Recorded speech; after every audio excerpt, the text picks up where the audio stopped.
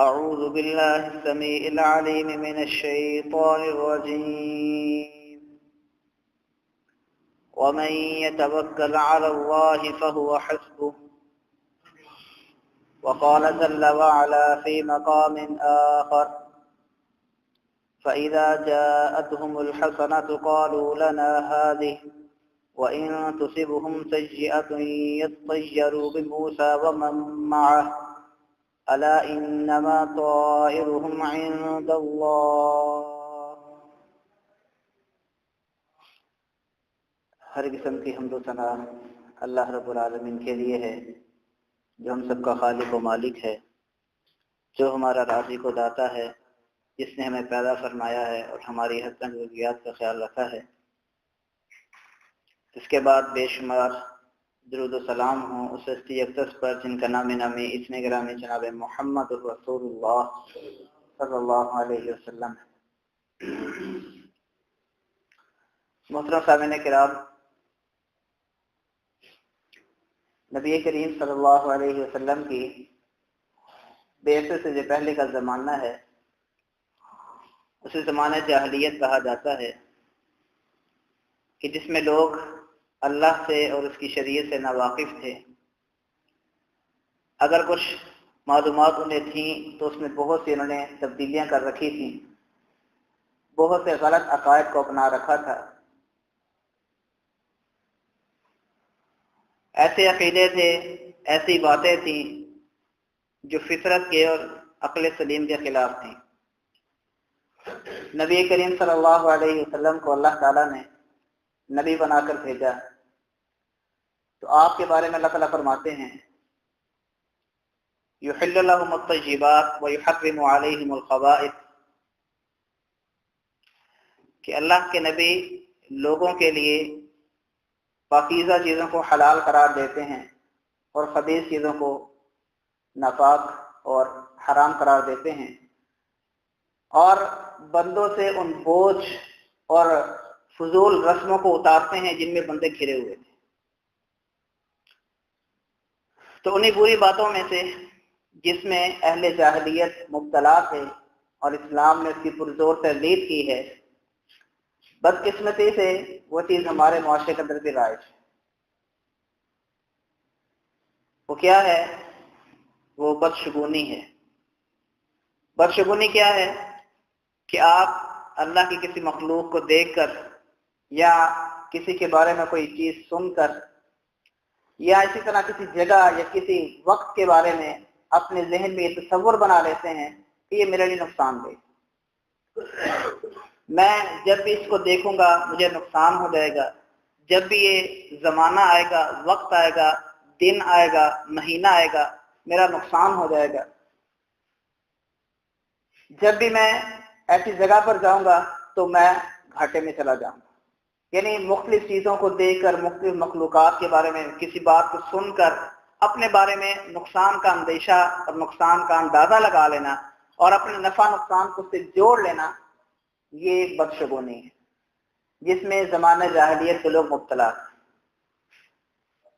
اسلام نے اس سے روکا ہے، اور اس کے بدلے میں نبی کریم صلی اللہ علیہ وسلم کی سیرت سے مجھے بات پتہ چلتی ہے کہ ہمیں چیزوں کو دیکھ کر اپنے بارے میں اچھا گمان کرنا چاہیے، اچھا خیال رکھنا چاہیے۔ مثلا صلح حدیبیہ کے موقع پر 6 ہجری میں نبی کریم صلی اللہ علیہ وسلم جب عمرے کی غرض سے مدینہ سے نکلے اور مکہ سے قریب پہنچے ہیں، مکہ والوں نے آپ کو مکہ میں داخل ہونے سے روک دیا ہے۔ حدیبیہ کے مقام پر پیارے پیغمبر تشریف فرما ہے، 1400 صحابہ کرام آپ کے ساتھ ہیں۔ اب اس موقع پر کفار سے بات کرنے کے لیے پیارے پیغمبر صلی اللہ علیہ وسلم نے عثمان رضی اللہ تعالیٰ عنہ کو بھیجا۔ ادھر سے بھی بہت سارے لوگ آئے، لیکن بات چیت مکمل نہ ہو سکی، مذاکرات کامیاب نہ ہو سکے۔ آخر کار نبی کریم صلی اللہ علیہ وسلم نے دیکھا کہ ایک شخص آ رہا ہے، کفار کی طرف سے ایک شخص آ رہا ہے جس کا نام سہیل بن عامر ہے۔ تو پیارے پیغمبر صلی اللہ علیہ وسلم نے اس شخص کو آتے دیکھ کر کہ کفار کا قاصد بن کر، ان کا نمائندہ بن کر آ رہا ہے، بات کرنے کے لیے آ رہا ہے، تو پیارے پیغمبر صلی اللہ علیہ وسلم نے فرمایا کہ یہ سہیل ہے، تو اب ہمارا معاملہ سہل ہو گیا ہے. سہل مانا آسان، کہ انشاءاللہ اب ہمارا معاملہ جو طے ہو جائے گا. اور ایسا ہی ہوا کہ وہ آیا، اس نے بات چیت کی، کچھ شرائط پیش کی، پیارے پیغمبر صلی اللہ علیہ وسلم کی شرائط کو تسلیم کیا، اور آخر کا یہ معاملہ حل ہو گیا. تو گویا کہ پیارے پیغمبر صلی اللہ علیہ وسلم نے اس کے نام سے یہ بات اخذ کی کہ یہ سہیل ہے، تو ہمارا معاملہ سہل ہو گیا. تو اچھا گمان رکھنا، اچھا فال لینا یہ بہتر ہے، اچھا ہے. اور اس کے مقابلے میں بدشگونی جو ہے یہ شریعت میں ناجائز، شریعت نے اس کو ناجائز قرار دیا ہے. اور نبی کریم صلی اللہ علیہ وسلم کے فرامین کے مطابق بعض اوقات یہ بدشگونی شرک کے اندر انسان کو مبتلا کر دیتی ہے. بدشگونی سے کیا ہوتا ہے کہ انسان جب بھی اس چیز کو دیکھتا ہے جس کے بارے میں اس کا خیال ہے تو پریشان ہو جاتا ہے، فوراً وہ بدگمان ہو جاتا ہے اس شخص سے، اور اسی طرح اس چیز سے بھی. اسی طرح جب وہ کوئی کاروبار شروع کرنے لگتا ہے، کوئی سفر پہ جانے لگتا ہے، کوئی رشتہ طے کرنے لگتا ہے، تو اسی بدشگونی کو سامنے رکھتے ہوئے وہ اپنے مقصد سے پیچھے ہٹ جاتا ہے. اب آئیے چند ایسی چیزیں، ایسے کام، ایسی یعنی دن، ایسے ایام جن کے بارے میں زمانہ جاہلیت سے تصور چلا آ رہا ہے کہ یہ چیزیں منحوس ہیں، یہ بدشگونی کا باعث ہیں، یہ ہمارے لیے نقصان دہ ہیں، اور آج بھی تقریباً کم و بیش لوگ اس میں مبتلا ہیں. ان کا ہم ذکر کرتے ہیں. زمانہ جاہلیت میں لوگوں کا یہ خیال تھا کہ فلاں پرندہ مثلاً الو جو ہے، یہ جب بولتا ہے تو اس کا مطلب یہ ہے کہ اب یہ جگہ ویران ہونے والی ہے، اب یہاں پر آبادی کوئی باقی نہیں رہنے والی ہے، اب یہاں کے لوگ تباہ و برباد ہو جائیں گے، یہاں کے لوگ ہلاک ہو جائیں گے، ختم ہو جائیں گے، ان کا جو ہے نا یعنی ملیا میٹ ہو جائیں گے، دنیا سے نیست و نابود ہو جائیں گے. اسی طرح وہ دیکھتے تھے کہ کوئی کام کرنے جا رہے ہیں، کوئی سفر شروع کرنا ہے، کوئی رشتہ طے کرنا ہے، گھر سے باہر نکلے ہیں، دیکھا جی پرندہ بیٹھا ہوا تھا، اٹھا اور دائیں چلا گیا، اوہو ہمارا کام ٹھیک ہو جائے گا. اچھا باہر نکلے کوئی کام کرنے کے لیے، پرندہ بائیں طرف چلا گیا، اب ہمارا کام نہیں ہو سکتا، واپس آ جاؤ. یہ اس دور میں یہ چیز راج تھی. اور آج ہمارے ہاں کیا ہوتا ہے کہ ہم نے کوئی کام کرنا ہے، شروع کرنا ہے، کوئی رشتہ کرنا ہے، کوئی سفر پہ جانا ہے، تو ہم نے جدید طریقہ اپنا لیا ہے. ہم پروفیسر کے پاس جاتے ہیں نام نہاد، وہ طوطے کو نکالتا ہے پنجرے میں سے، کچھ اس نے کارڈ رکھے ہوئے ہیں، طوطے کو رکھتا ہے، طوطا کارڈ اٹھاتا ہے، ہاں جی آپ یہ کام کریں، ہاں جی یہ کام نہ کریں، یہ کام آپ کے لیے نقصان دہ ہے، یہ فائدہ مند ہے. طوطے کو کیا پتا ہے، اور اس پروفیسر کو کیا پتا ہے جو خود فٹ پاتھ پہ بیٹھا ہوا ہے، جو اپنی قسمت کو تبدیل نہیں کر سکا ہے، جس کو اپنی قسمت کے بارے میں علم نہیں ہے، وہ تمہاری قسمت کے بارے میں کیا بتائے گا. تو یہ بدشگونی ہے جس سے اسلام نے منع فرمایا ہے.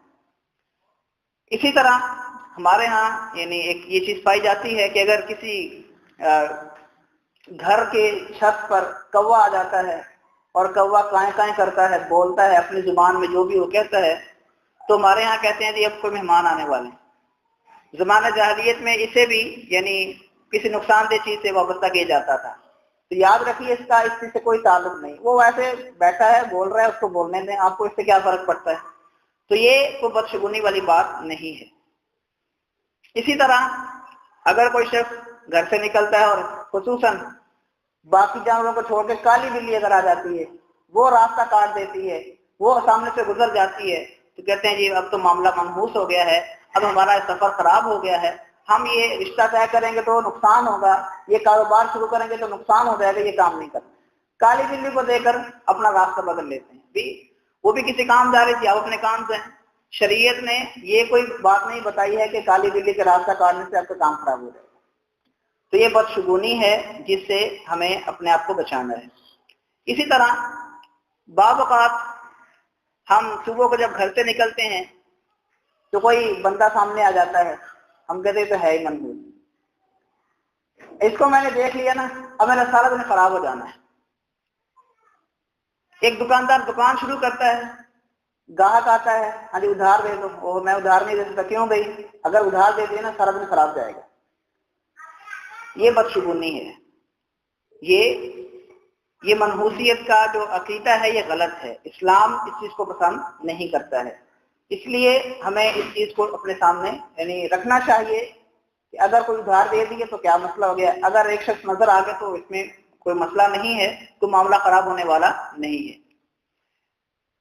جدید دور میں لوگوں نے بدشگونی ایک نئی قسم تلاش کی ہے۔ وہ کیا کرتے ہیں، ہاں جی آپ نے کوئی کام کرنا ہے، کوئی کاروبار شروع کرنا ہے، رشتہ کرنا ہے، سفر پہ جانا ہے، اچھا چلو اس طرح کرو، یہ قرآن ہے، اس قرآن کو کھولو۔ قرآن کھولیں گے، جو سفر سامنے نکل آئے گا، جو آیت سامنے آ جائے گی اس کو پڑھا جائے گا۔ اگر اس میں کوئی رحمت کی بات ہے تو اس کا مطلب یہ ہے کہ ہمارا کام ہو جائے گا، اگر اس میں کوئی عذاب کی بات آ تو اس میں ہمارا کام نہیں ہوگا۔ تو یہ قرآن جو اس بات کو بتانے کے لیے آیا تھا کہ ہدایت کیا ہے، گمراہی کیا ہے، لوگوں نے اسی کو گمراہی کا ذریعہ بنا دیا۔ تو یہ بدشگونی ہے، یہ بدبختی ہے کہ انسان قرآن کو پڑھنے اور اس پر عمل کرنے کی بجائے اس کو اپنے لیے ایک بدشگونی کا ذریعہ بنا رہا ہے۔ پھر اسی طرح زمانہ جاہلیت میں ایک کام یہ بھی کرتے تھے لوگ، کام کرنا ہوتا تھا تو تیر انہوں نے رکھے ہوئے تھے کچھ مخصوص، 3 تیر تھے، اس کو ایک تھیلے کے اندر رکھتے، ایک تیر پر انہوں نے لکھا ہوا تھا کہ کام کر لو، ایک تیر پر لکھا تھا کہ کام نہ کرو، اور ایک تیر خالی ہوتا تھا۔ اب کیا کرتے، جب بھی کوئی کام کرنا ہے ہاتھ ڈالتے اس تھیلے میں، تیروں کو ہلاتے اور ایک تیر باہر نکال لیتے۔ اب دیکھتے اس پہ کیا لکھا ہے، اگر تو لکھا ہے کہ کر لو تو کام کر گزرتے، اگر لکھا ہے کہ نہ کرو تو نہیں کرتے، اور اگر خالی نکل آتا تو پھر دوبارہ تیروں کو نکالتے، یہاں تک کہ کوئی نہ کوئی بات نکل آتی۔ تو یہ انداز جو ہے یہ بدشگونی ہے، یہ عقیدہ یہ خراب ہے، شریعت اس چیز سے ہمیں روکتی ہے، نبی کریم صلی اللہ علیہ وسلم نے ان باتوں سے منع فرمایا۔ اسی طرح بعض لوگوں نے کیا کیا ہے، کچھ مخصوص دن اور کچھ مخصوص مہینے، جیسے ہمارے ہاں بھی آج بھی چل رہا ہے کہ سفر کا مہینہ جو ہے نا یہ بڑا منحوس ہوتا ہے، سفر کے مہینے میں کوئی کام نہیں کرنا چاہیے، سفر کے مہینے کے آغاز میں خصوصاً جو پہلے 13 دن ہیں ان میں کوئی شادی نہیں ہونی چاہیے۔ تو یہ سفر کی منحوسیت کا جو عقیدہ ہے، اس کی جو بدشگونی ہے یہ بالکل غلط ہے، شریعت نے اس کی تردید کی ہے۔ پیارے پیغمبر صلی اللہ علیہ وسلم نے واضح طور پر فرمایا کہ لا سفر، سفر میں کوئی منحوسیت نہیں ہے، اس سے بدشگونی لینا جائز نہیں ہے۔ اسی طرح زمانہ جاہلیت میں لوگ شوال کے مہینے کو بھی یعنی برا سمجھتے تھے، اس سے بھی بدشگونی لیتے تھے، اس کو بھی منحوس سمجھتے تھے کہ شوال کے مہینے میں شادی نہیں کرنی۔ تو نبی کریم صلی اللہ علیہ وسلم نے اس چیز کو یعنی برا کہا ہے، اور الحمدللہ آج ہمارے ہاں خصوصاً ہمارے معاشرے کے اندر شوال کو برا نہیں سمجھا جاتا ہے۔ اسی طرح زمانہ جاہلیت میں بدھ کے دن کو بھی برا سمجھا جاتا تھا، اور اب بھی بعض لوگ کہتے ہیں کہ بدھ کو کام نہیں کرنا چاہیے، اور کچھ نے اس کے برعکس کہا کہ بدھ کو کام کریں گے تو ہو جائے گا۔ تو یہ بدھ کی کوئی خصوصیت نہیں ہے، کام جب بھی کریں گے اللہ کے بھروسے پہ کریں گے، اللہ سے دعا کر کے کریں گے، جو اسباب اللہ نے مقرر فرمائے ہیں ان کو اختیار کریں گے تو انشاءاللہ کامیابی ملے گی۔ تو اس میں بدھ کا ہونے کا یا نہ ہونے کا کوئی تصور نہیں ہے۔ اسی طرح ہمارے ہاں بعض لوگوں نے یہ بات بھی بنا دی ہے، لوگ پوچھتے بھی ہیں، باقاعدہ فون کر کے پوچھتے ہیں، جی مولوی صاحب یہ بتائیں کہ رات کو جھاڑو دینا کیسا ہے؟ پھر رات کو جھاڑو دینے میں کوئی حرج نہیں ہے، نبی کریم صلی اللہ علیہ وسلم نے کہیں پر بھی اسے منع نہیں فرمایا۔ صفائی جب ضرورت پڑے صفائی کر سکتے ہیں، کہتے ہیں یہ صفائی کریں گے رات کو جھاڑو پھیریں گے تو اس کا مطلب ہے کہ جھاڑو پھر جائے گی گھر میں، پیسے چلے جائیں گے، تو ایسی کوئی بات نہیں ہے، یہ بدشگونی ہے، یہ منحوسیت کا عقیدہ بالکل غلط ہے، اسلام اس کی بالکل تائید نہیں کرتا ہے۔ بعض لوگ انہوں نے مخصوص کیا ہوئے جمعے والے دن بال نہیں کٹوانے ہیں، تو یہ بھی غلط ہے، ایسی کوئی باتیں شریعت نے نہیں بتائی۔ تو یہ چند باتیں میں نے آپ کے سامنے رکھی ہیں، چند صورتیں آپ کے سامنے رکھی ہیں، اس کے علاوہ بے شمار باتیں ایسی ہیں جو ہمارے معاشرے کے اندر رائج ہیں، آپ خود مجھ سے بہتر ان کو سمجھ سکتے ہیں۔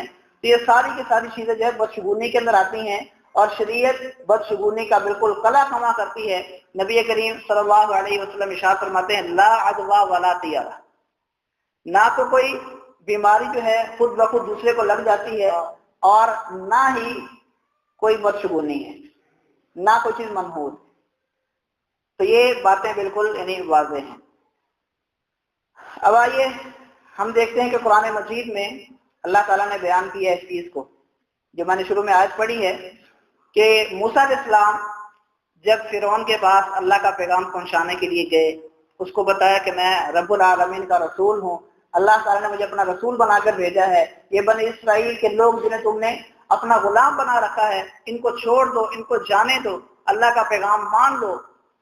تو اس نے بجائے ماننے کے کیا کہا؟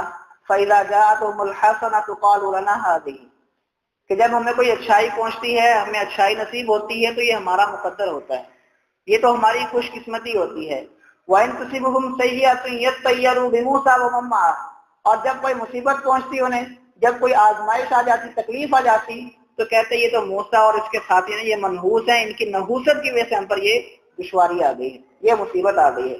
تو اللہ فرماتے ہیں الا انما طائرهم عند اللہ ولکن اکثرهم لا يعلمون، کہ اس میں موسیٰ علیہ السلام کا کوئی قصور نہیں، یہ تو اللہ نے جیسے تقدیر میں لکھا ہے ویسے ہو رہا ہے۔ تو کسی چیز کو، کسی شخص کو، کسی انسان کو، اور خصوصاً دیندار کو منحوس قرار دینا یہ تو بالکل غلط ہے۔ اس طرح سورہ یاسین جو ہم میں سے تقریباً ہر شخص پڑھتا ہے، اس پر غور کریں، اس کے ترجمے پر، تو اس میں بھی اللہ تعالیٰ نے یہ بات بیان فرمائی ہے کہ ایک بستی تھی جہاں کے لوگ اللہ کے نافرمان تھے، تو اللہ تعالیٰ نے کو سمجھانے کے لیے دو انبیاء کرام کو بھیجا، انہوں نے دونوں کو جھٹلا دیے، دونوں کا ماننے سے انکار کر دیا۔ فَعَزَّزْنَا بِثَالِثٍ، ہم نے تیسرا بھی بھیج دیا۔ تین رسول، تین پیغمبر اللہ کے بیعت وقت ایک بستی کو تبلیغ کر رہے ہیں، لیکن وہ لوگ ماننے کی طرف نہیں آ رہے۔ قالوا انا تطیرنا بکم، اور آگے سے کیا کہتے ہیں کہ تم تو ہمارے لیے منحوس ہو گئے ہو، ہمارے لیے نحوست کا باعث بن گئے، جب سے آئے ہو ہمارے اندر فلاں خرابی پیدا ہو گئی ہے، فلاں نقصان ہو گیا ہے۔ انا تطیرنا بکم لئن لم تنتهوا لنرجمنکم وليمسنکم منا عذاب علیم، اگر اپنی حرکتوں سے باز نہ آئے، اپنی تبلیغ تم نے ختم نہ کی، تو ہم تمہیں رجم کر دیں گے، پتھر مار مار کے ہلاک کر دیں گے۔ تو ان انبیاء نے کیا کہا؟ طائرکم معکم ان ذکرتم بل انتم قوم مسرفون، تم خود، تمہارا جو نقصان جو تم کر رہے ہو اپنا، وہ تمہاری اپنی وجہ سے ہے، اس میں ہمارا کوئی قصور نہیں ہے۔ ان ذکرتم، کیا تمہیں ہم نصیحت کر رہے ہیں، تمہیں برا لگ رہا ہے؟ بل انتم قوم مسرفون، بلکہ تم تو حد سے گزرنے والے لوگ۔ اسی طرح اللہ تعالیٰ نے صالح علیہ السلام کا تذکرہ کیا ہے، انہوں نے بھی اپنی قوم کو جب تبلیغ کی ہے، واضح نصیحت کی ہے، سمجھایا ہے، تو انہوں نے بھی آگے سے یہی کہا کہ بھی تم ہمارے لیے منحوس بن گئے۔ تو اللہ نے فرمایا کہ یہ نحوست نہیں ہے، بلکہ تم خود اپنے ایسے کام کر رہے ہو جو تمہارے لیے نقصان کا باعث بن گئے۔ اب آگے بڑھنے سے پہلے ایک حدیث ہے جو بعض لوگ سنی ہوگی آپ میں سے بعض لوگوں نے، کہ نبی کریم صلی اللہ علیہ وسلم نے فرمایا کہ تین چیزوں میں نحوست ہے، عورت میں، گھر میں اور گھوڑے میں۔ اس حدیث کو پیش کر کے بعض لوگ کہتے ہیں جی دیکھو حدیث میں آ گیا ہے، تو اس کا مطلب یہ ہوا کہ واقعتاً کچھ چیزیں منحوس ہوتی ہیں، حالانکہ بات ایسے نہیں ہے۔ یہ حدیث اس کو سامنے رکھیں اور اس کی جتنی بھی اسناد ہیں ان سب کو اکٹھا کریں، جو مجموعی نتیجہ ہمارے سامنے آتا ہے وہ یہ ہے کہ پیارے پیغمبر صلی اللہ علیہ وسلم نے حقیقت میں یوں فرمایا تھا کہ اگر نحوست ہوتی تو ان تین چیزوں میں ہوتی، تو چونکہ نہیں ہے لہذا ان تین میں بھی نہیں ہے۔ تو یہ بات ہی اصل میں جس کو یعنی بعض روایات میں بعض راویوں نے اس انداز سے بیان کر دی کہ تین چیزوں میں نحوست ہے، لیکن حقیقت میں کسی بھی چیز میں نحوست نہیں ہے۔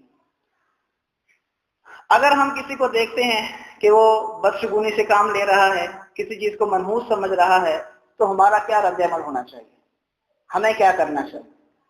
تو شریعت ہماری رہنمائی کرتی ہے، نبی کریم صلی اللہ علیہ وسلم کا فرمان کلامی ہے من رأى منکم منکرا فلیغیرہ بیدہ، کہ تم میں سے جب کوئی شخص کسی کو برا کام کرتا دیکھتا ہے تو اگر طاقت رکھتا ہے تو اپنے ہاتھ سے روک دے، طاقت سے روک دے، اپنے پریشر سے روک دے اس کو۔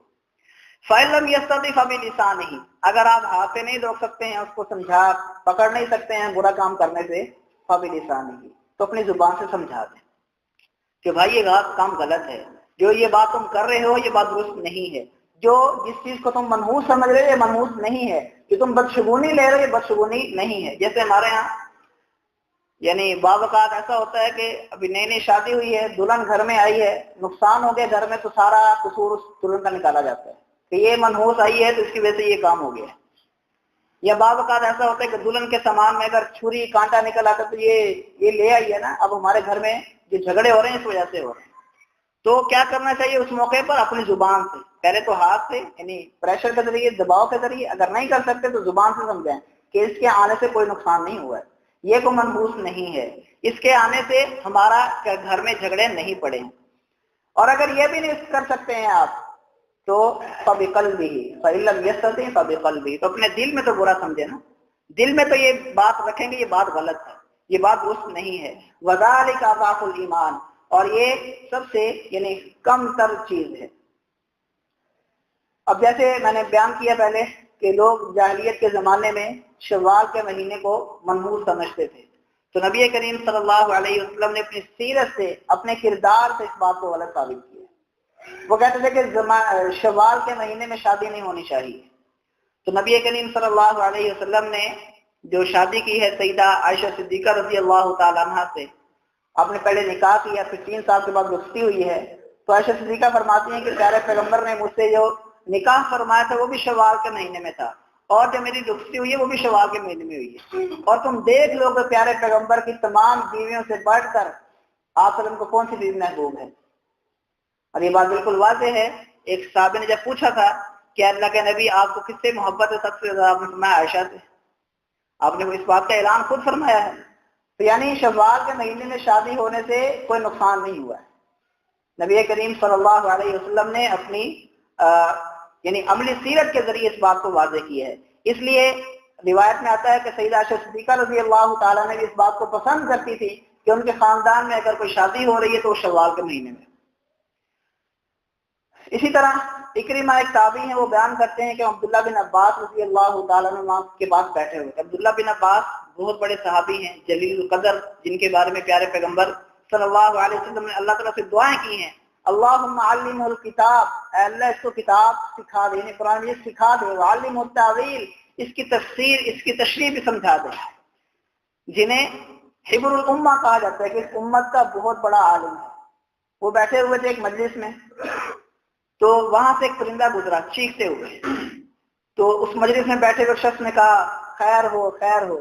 ابن عباس رضی اللہ عنہ فرماتے ہیں کہ اس کے گزرنے سے کوئی خیر و شر وابستہ نہیں ہے، یہ گزرا اپنے کام سے ویسے بول رہا تھا، بولتا رہے، اس کے یعنی بولنے سے کوئی خیر اور کوئی شر وابستہ نہیں ہے. اسی طرح امام طاؤس جو ہیں ایک تابعی ہیں اور بڑے جلیل القدر تابعی ہیں، بڑے ان کے یعنی اچھے حالات ہیں اور بڑا یہ اللہ تعالیٰ سے ڈرنے والے ایک بزرگ تھے. کہتے ہیں کہ ایک موقع پر یہ سفر پر جانے لگے تو ایک شخص ان کے ساتھ، اس نے کہا جی میں بھی آپ کے ساتھ جانا چاہتا ہوں. نے کہا ٹھیک ہے چلو. چلتے چلتے راستے میں ایک کوا گزرا ان کے پاس سے اور وہ کائیں کائیں کر رہا تھا، تو شخص نے کہا کہ خیر ہو اچھا ہو. امام طاؤس فرماتے ہیں کہ اس میں کون سی خیر ہے، اس میں کون سی خیر کی بات ہے، اللہ کی قسم تو میرے سفر پر میرے ساتھ نہیں جا سکتا ہے. یہ تمہارا عقیدہ جو ہے کہ یہ اس کے گزرنے سے میں کو نقصان ہو جائے گا، کو فائدہ ہو جائے گا، یہ بد عقیدگی ہے، یہ بد شگونی ہے، اور ایسے شخص کو اپنے ساتھ سفر میں نہیں رکھ سکتا ہوں. تو بہرحال یعنی ہمارا کام کیا ہونا چاہیے کہ جب بھی کوئی ایسی بات سنیں، کسی کوئی ایسا کام کرتا دیکھیں جس سے بدشگونی کی بو آ رہی ہے، بدشگونی محسوس ہو رہی ہے، تو فوراً اپنے ہاتھ سے روک دیں، ہاتھ سے روک دیں، آپ سربراہ ہیں. اور اگر ایسا نہیں کر سکتے تو اپنی زبان سے کم از کم کہیں کہ یہ بات درست نہیں ہے. اب آئیے ہم دیکھتے ہیں کہ بدشگونی کے نقصانات کیا ہوتے ہیں. ایک شخص جب کسی چیز سے بدشگونی لیتا ہے تو اس کا مطلب یہ ہوتا ہے کہ وہ اس کو بذات خود نقصان دینے والا سمجھ رہا ہے کہ یہ شخص میرے سامنے آ گیا تھا، اب میرا نقصان ہونے والا ہے، یہ پرندہ بول گیا ہے اب میرا نقصان ہونے والا ہے. جس کا مطلب یہ کہ انسان نے اس چیز کو، اس دن کو، اس جگہ کو نقصان دینے والا سمجھ لیا ہے، حالانکہ یہ نفع نقصان پہنچانا یہ سارے کا سارا اللہ کے اختیار ہے. تو گویا کہ ایسا شخص شرک کی طرف بھی چلا جاتا ہے. اسی طرح جب ہم دیکھتے ہیں کہ یہ تیر نکلے گا، یہ طوطا فال نکالے گا، یہ فلاں کام ہوگا تب میں یہ کام کروں گا، تو اس کا مطلب یہ ہے کہ انسان کا اعتماد ان چیزوں پر ہو گیا، اس طوطے پر ہے، اس فال پر ہے، اس تیر پر ہے، اس شخص کے. جیسے ہمارے ہاں اب لوگوں نے ایک نیا طریقہ ایجاد کیا ہے، ایک دفتر بنا کے بیٹھے ہیں استخارہ سینٹر، فون کرتے ہیں جی میں شادی کرنا چاہتا ہوں. اچھا جی، وہ استخارہ کرتا ہے، پتہ نہیں کیا استخارہ کرتا ہے، تھوڑی دیر کے لیے خاموش ہوتا ہے اور پھر کہتے ہیں ٹھیک ہے جی آپ کر لو. اس شخص کو کیا پتا، علم غیب تو صرف اللہ کے پاس ہے.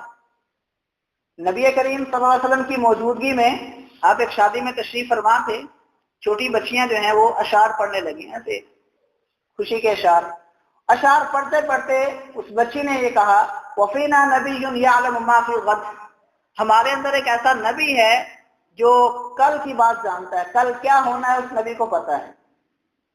اب بظاہر تو تعریف کی بات تھی کہ پیارے پیغمبر صلی اللہ علیہ وسلم کی شان بیان کی اس نے، آپ کی نعت پڑھی ہے، لیکن پیارے پیغمبر فوراً روکا اس کو، کیا بچی لا تقولی، یہ بات نہ کہو، یہ بات نہ کہو، کیونکہ لا یعلم ما فی غد الا اللہ، کل کیا ہونا ہے، کس نے کیا کرنا ہے، یہ اللہ کے پاس، اس کا علم اللہ تعالیٰ کو۔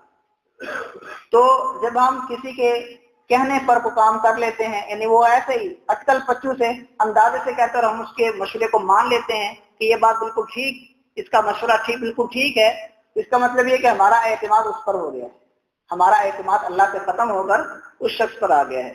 پھر اس لیے جب ہم بدشگونی والا کام کرنے لگتے ہیں تو پھر چھوٹی چھوٹی باتوں سے ڈرنے لگتے ہیں، یہ پتا ہل گیا، یہ دروازہ کھل گیا، یہ پرندہ گزر گیا، یہ کالی بلی آ گئی، یہ چھوٹی چھوٹی باتوں سے ہم ڈرنے لگتے ہیں، انجانا سا خوف ہمارے اندر بیٹھ جاتا ہے۔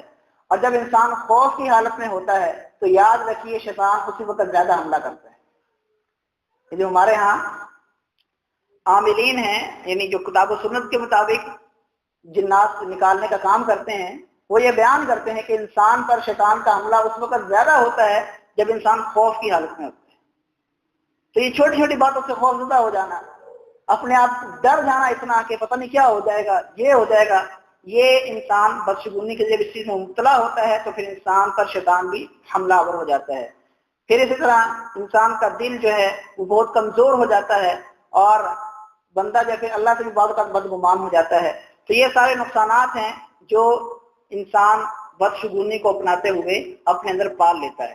پھر اس طرح جب ہم کسی دن کے بارے میں، کسی جگہ کے بارے میں، کسی مہینے کے بارے میں جب ہم یہ خیال کرتے ہیں کہ یہ ہے منحوس، یہ بدھ کا دن ہے ہی منحوس، منگل کا دن ہے ہی منحوس، یہ سفر کا مہینہ ہے ہی منحوس، مختلف دنوں کے بارے میں، تو اس طرح ایک حدیث کے مطابق ہم اللہ تعالیٰ کو نعوذ باللہ گالی بھی دے رہے ہوتے ہیں۔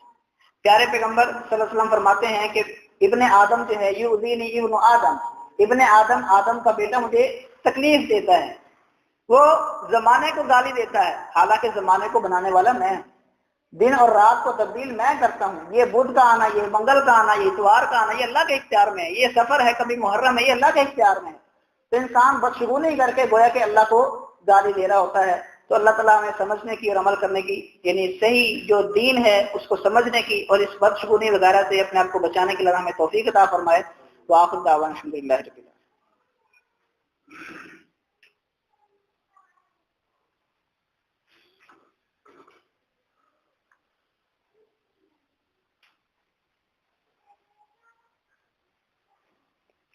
إن الحمد لله نحمده ونستعينه ونستغفره ونعوذ بالله من شرور أنفسنا ومن سيئات أعمالنا، من يهده الله فلا مضل له ومن يضلل فلا هادي له، وأشهد أن لا إله إلا الله وحده لا شريك له، وأشهد أن محمدا عبده ورسوله۔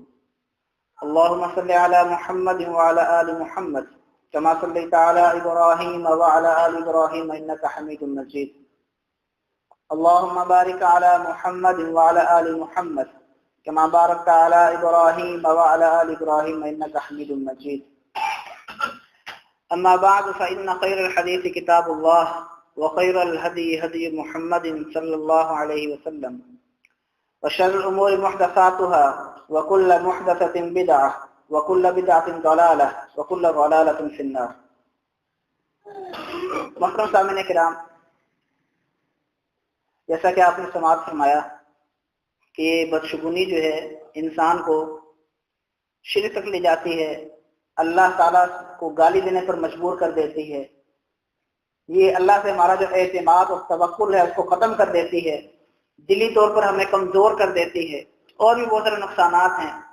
ہم یہ جاننے کی کوشش کرتے ہیں کہ ان نقصانات سے ہم کیسے بچ سکتے ہیں، اس بدشگونی کو ہم اپنے اندر سے کیسے ختم کر سکتے ہیں۔ تو اس کا سب سے پہلا جو طریقہ ہے، جو پہلا سبب ہے، وہ یہ ہے کہ ہم اپنے اندر یہ یقین پختہ کر لیں کہ اللہ تعالیٰ نے ہمارے لیے جو لکھا ہے وہ بہتر لکھا ہے، اللہ تعالیٰ نے ہمارے بارے میں جو فیصلہ کیا ہے وہ بہتر ہے، جو اللہ نے تقدیر میں لکھ دیا ہے وہی بہتر ہے۔ تقدیر پر اپنے ایمان کو مضبوط بنانے کی ضرورت ہے۔ نبی کریم صلی اللہ علیہ وسلم کے یہی جن کا بھی میں نے تذکرہ کیا، عبداللہ بن عباس رضی اللہ تعالیٰ عنہ، یہ پیارے پیغمبر کی زندگی میں چھوٹے سے تھے، بہت بڑے نہیں تھے، بعض یعنی ان کے حالات میں لکھا ہے کہ جب پیارے پیغمبر صلی اللہ علیہ وسلم دنیا سے رخصت ہوئے اس وقت ان کی عمر 18 سال، یعنی چھوٹے ہی تھے۔ تو ایک مرتبہ یہ پیارے پیغمبر صلی اللہ علیہ وسلم کے ساتھ سواری پر سوار تھے۔ آپ صلی اللہ علیہ وسلم نے ان کو مخاطب کیا اور فرمایا یا غلام، اے بچے، اے پیارے بچے، احفظ اللہ یحفظک، اللہ تعالیٰ نے جو احکامات دیے ہیں، اللہ تعالیٰ نے جن حدود کو قائم فرما دیا ہے ان کا خیال رکھنا۔ یحفظک، اللہ تمہاری حفاظت کرے گا۔ احفظ اللہ، اللہ کے احکامات کا خیال رکھنا۔ تجدہ تجاہک، تجھے اللہ ایسے ہی محسوس ہوگے تیرے سامنے ہے۔ پھر آپ نے فرمایا بچے وعلم، یہ بات ذہن میں بٹھا لو کہ اگر تمام انسان اور تمام جن، تمام مخلوقات مل کر تمہیں کو نقصان پہنچانا چاہیں تو یاد رکھنا کہ یہ سارے مل کر بھی تمہیں نقصان نہیں پہنچا سکتے، الا قد کتبہ اللہ لک، ہاں وہ نقصان تمہیں پہنچ جائے گا جو اللہ نے تمہارے لیے لکھ دیا ہے۔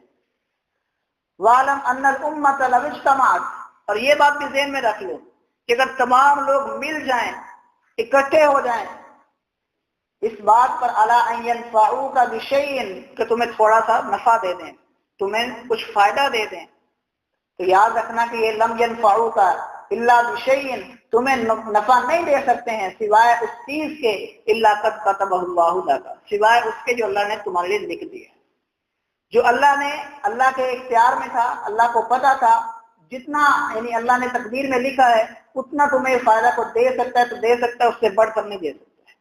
تو جب ہم تقدیر پر پختہ ایمان کریں گے اپنا، تو پھر ہمیں ان کالی بلیوں سے، ان الوؤں سے اور ان کووں سے ڈرنے کی کوئی ضرورت پیش نہیں آئے گی۔ جتنے مرضی صبح کے وقت گاہک ادھار مانگنے آ جائیں کوئی نقصان نہیں ہوگا، دلہن آتی ہے، سامان لے کر آتی ہے، جو بھی ہے نقصان نہیں ہوگا، لیکن اللہ پر پختہ یقین ہونا چاہیے، اللہ کی تقدیر پر ہمارا ایمان جو ہے وہ پختہ ہونا چاہیے۔ پھر اسی طرح ہمیں اللہ تعالیٰ سے حسن ظن رکھنا چاہیے کہ اللہ نے ہمارے لیے اچھا ہی لکھا ہے، جو اللہ تعالیٰ نے ہمارے بارے میں فیصلہ کیا ہے وہ بالکل اچھا ہے، بالکل بہتر ہے، میرے حق میں وہی اچھا ہے۔ بعض اوقات ایسا ہوتا ہے کہ ظاہری طور پر ہمیں لگتا ہے کہ یہ جو اللہ نے فیصلہ کیا نا میرے لیے یہ اچھا نہیں تھا، مجھے نقصان ہو گیا ہے، لیکن حقیقت میں وہ نقصان تھوڑا ہوتا ہے، اس کے بدلے میں جو اللہ فائدہ دیتے ہیں وہ زیادہ ہوتا ہے۔ آپ ایک کام کرتے تھے، نقصان ہو گیا، آپ سر پکڑ لیتے ہیں، وہ نقصان ہو گیا، لیکن یہ نہیں دیکھتے کہ اللہ تعالیٰ نے آپ کو اس سے بڑے نقصان سے بچا لیا۔